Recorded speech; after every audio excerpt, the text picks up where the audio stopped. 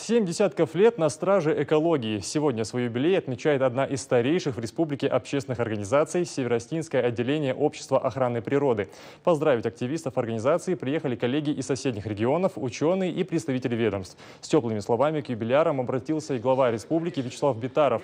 Он отметил, что участники природоохранного движения выполняют сложную, но необходимую работу.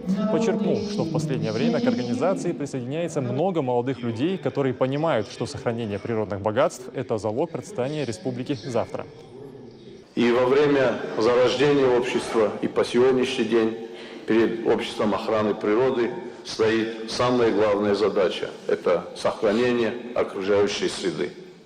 И очень приятно мне видеть в зале людей, с которыми мы совершенно недавно еще вместе на заседаниях президиума общества, на конференциях Общества охраны природы вели работу по сохранению окружающей среды нашей республики.